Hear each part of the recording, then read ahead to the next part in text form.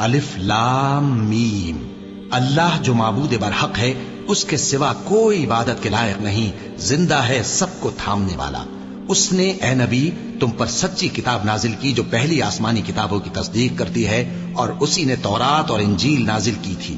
یہ دو کتابیں اس نے پہلے نازل کی تھیں لوگوں کی ہدایت کے لیے، اور پھر قرآن جو حق اور باطل کو الگ الگ کر دینے والا ہے نازل کیا۔ جو لوگ اللہ کی آیتوں کا انکار کرتے ہیں ان کو سخت عذاب ہوگا، اور اللہ زبردست ہے، بدلہ لینے والا ہے۔ اللہ ایسا خبیر و بصیر ہے کہ کوئی چیز اس سے پوشیدہ نہیں، نہ زمین میں اور نہ آسمان میں۔ وہی تو ہے جو ماں کے پیٹ میں جیسی چاہتا ہے تمہاری صورتیں بناتا ہے، اس غالب حکمت والے کے سوا کوئی عبادت کے لائق نہیں۔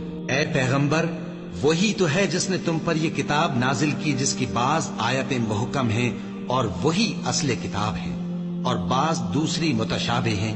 تو جن لوگوں کے دلوں میں کجی ہے وہ متشابہات کا اتباع کرتے ہیں تاکہ فتنہ برپا کریں اور مراد اصلی کا پتہ لگائیں، حالانکہ مراد اصلی اللہ کے سوا کوئی نہیں جانتا۔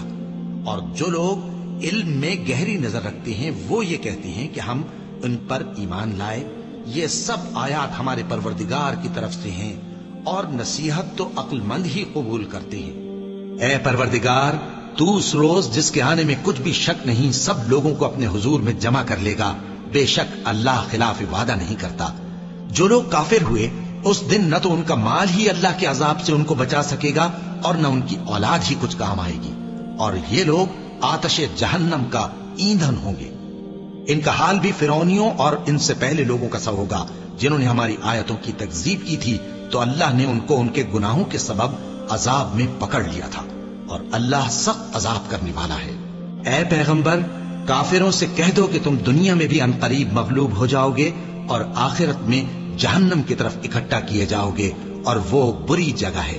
تمہارے لیے دو گروہوں میں جو جنگ بدر کے دن آپس میں بھیڑ گئے قدرت الہی کی عظیم الشان نشانی تھی۔ ایک گروہ مسلمانوں کا تھا، وہ اللہ کی راہ میں لڑ رہا تھا، اور دوسرا گروہ کافروں کا تھا، وہ ان کو اپنی آنکھوں سے اپنے سے دگنا مشاہدہ کر رہا تھا۔ اور اللہ اپنی نصرت سے جس کو چاہتا ہے مدد دیتا ہے۔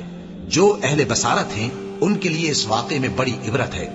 لوگوں کو ان کی خواہشوں کی چیزیں یعنی عورتیں اور بیٹے اور سونے اور چاندی کے بڑے بڑے ڈھیر اور نشان لگے ہوئے گھوڑے اور مویشی اور کھیتی بڑی زینت دار معلوم ہوتی ہیں، مگر یہ سب دنیا ہی کی زندگی کے سامان ہیں، اور اللہ کے پاس بہت اچھا ٹھکانہ ہے۔